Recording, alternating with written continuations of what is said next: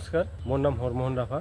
মোৰ ঘৰ বঙাইগাঁৱৰ কাকুইজানা। ইয়াতে মই সৰুকৈ এটা হোমষ্টে মই খুলিছোঁ আৰু ইয়াতে দেশ বিদেশৰ অসম ধৰি আমাৰ যিমানখিনি বিদেশী পৰ্যটক আছে তেওঁলোকে যাতে আমাৰ ইয়াতে আহি থাকিব পাৰে আৰু খোৱা লোৱা কৰিব পাৰে, তাৰ কাৰণে মই এটা হোমষ্টে খুলিছোঁ। আৰু মোৰ ভাল লাগিছে এই হোমষ্টেটো খুলি। ভাল লগা এটাই কাৰণ যে মোৰ ইয়াতে আজি দেশ বিদেশৰ পৰা মানুহ আহি আজি আমেৰিকা হওক, জাপান হওক, টাইৱান হওক, এনেকৈ বহুত দেশৰ মানুহ আহিছে। আমাৰ ইণ্ডিয়ান গেষ্টো আহে, আমাৰ তেনেকৈ ফৰেন গেষ্টো আহে।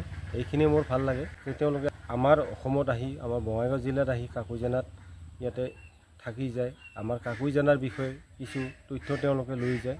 আৰু মই অকল হোমষ্টে নহয়, মই টুৰিষ্ট গাইডো কৰোঁ। আৰু মই যিকোনো জংঘলত লৈ মানে টুৰিষ্টক লৈ যায়, বাটাৰফ্লাই হওক, সাপ হওক, যিকোনো জীৱ জন্তুই হওক, এনেকৈ মই গোটেইখিনি টুৰিষ্টক দেখুৱাৰ কাৰণে মই ব্যৱস্থা কৰোঁ। তেওঁলোকে একচুৱেলি কোনটো চাই ভাল পায়, ধৰি লওক কিছুমান বাটাৰফ্লাই স্পেচিয়েল গেষ্ট থাকে, তেওঁলোকক মই বাটাৰফ্লাই জেগাত লৈ যাওঁ, ধুনীয়াকৈ বাটাৰফ্লাই দেখাৰ ব্যৱস্থা কৰোঁ। কিছুমানে চৰাই চাব খোজে, চৰাইৰ কাৰণে কি কোনটো চৰাই চাব খোজে, তেনেকৈ মই সেই ঠাইডোখৰত নি মই চৰাই দেখাওঁ। এনেকৈ মই টুৰিষ্ট গাইডৰ কাম কৰি আছোঁ। আৰু খালি টুৰিষ্ট গাইডেই নহয়, মই আজি 23 বছৰ ধৰি মই এই প্ৰকৃতিৰ সৈতে জড়িত। আৰু মই এই 30 বছৰত মোটামুটি বহুতখিনি কাম শিকিলোঁ। বাটাৰফ্লাই স্পিচিছ কিমান আছে, গোটেই কি স্পিচিছ আছে, এইবিলাক কাম শিকিলোঁ। আৰু তেনেকৈ মই সাপৰ ওপৰত মই 15 বছৰ কাম কৰিলোঁ। 15 বছৰ ধৰি মই আজি সাপ ৰেস্কিউ কৰি আছোঁ। তেনেকৈ বিভিন্ন কাম কৰি আছোঁ। আৰু বিশেষকৈ সোণালী বান্দৰৰ ওপৰতো মই কাম কৰোঁ, যে সোণালী বান্দৰ সংৰক্ষণৰ ওপৰত বেছি গুৰুত্ব মই দি আছোঁ। সোণালী বান্দৰটো বচাব লগা হ'লে আমি কি কৰিব লাগিব, কি প্লেণ্টেশ্যন কৰিব লাগিব, কি সোণালী বান্দৰ খোৱা খাদ্য, এইবিলাক আমি বাছনি কৰি সোণালী বান্দৰৰ আমি খাদ্যৰ কাৰণে গছ ৰোপণ কৰি আছোঁ। এনেকৈ বছৰ ধৰি আমি কিছুমান কাম কৰি আছোঁ। আৰু কিছুমান ফলো হৈছে, যেনেকৈ আমাৰ সোণালী বান্দৰ এক্সিডেণ্টত মৰি যায়, কাৰ এক্সিডেণ্ট হওক, মটৰ বাইকত এক্সিডেণ্ট হওক, এনেকৈ সোণালী বান্দৰ মৃত্যুমুখত পৰে। এইটো আমি ৰাইজ তথা চৰকাৰ এনেকৈ লগ লাগি গোটেই সোণালী বান্দৰ যিটো ৰ'ড এক্সিডেণ্ট, এইটো এতিয়া বন্ধ হৈছে। কাৰণ আমি তাত নেশ্যনেল হাইৱেত আমি ওলমা ব্ৰিজ বনাই দিছোঁ।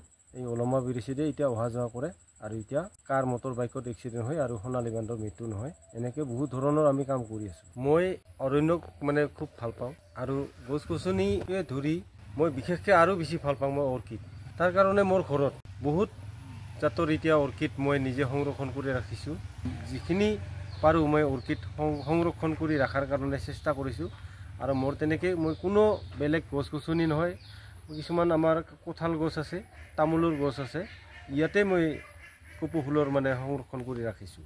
আমি এই হোমষ্টে খোলাৰ এটাই কাৰণটো হৈছে আমি যিবিলাক আমাৰ গেষ্ট আহে, যিহেতুকে মই টুৰিষ্ট গাইড, যিখিনি কাকুইজানাত আহিলে সোণালী বান্দৰ কাৰণে বা যিকোনো বাটাৰফ্লাই হওক, কিবা চৰাই চিৰিকটি চাব যিখিনি গেষ্ট আহে, পৰ্যটক আহে আমাৰ ইয়াতে, তেওঁলোকক থকাৰ কাৰণে আমি আগতে ভালেখিনি দূৰত আমি গেষ্টক ৰাখিব লাগে, কোনোবা চাৰ্কিট হাউচ, কোনোবা মানে ৰিজৰ্টত, তেনেকৈ দূৰ হয়। গতিকে আমাৰ বহুতখিনি কষ্ট হয়।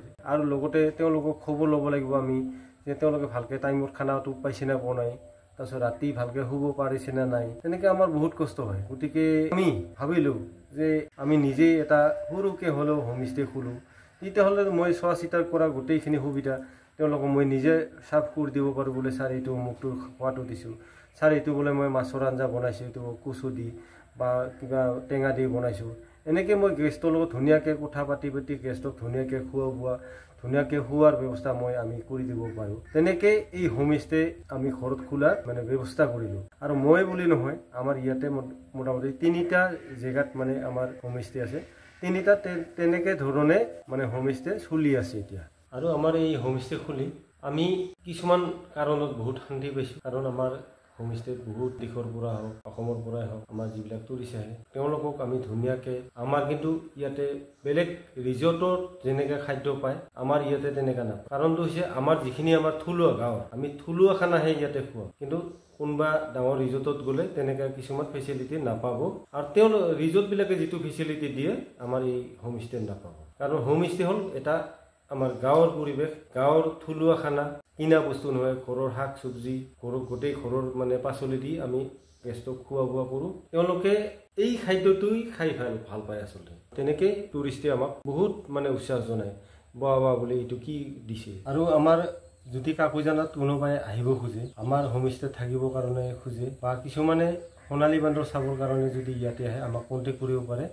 আৰু আমি তেনেকৈ আমাৰ গাঁৱলীয়া পৰিৱেশত ট্ৰেডিশ্যনেল ফুড খুৱাই তেনেকৈ তেওঁলোকক আমি ধুনীয়াকৈ বিদায় কৰোঁ।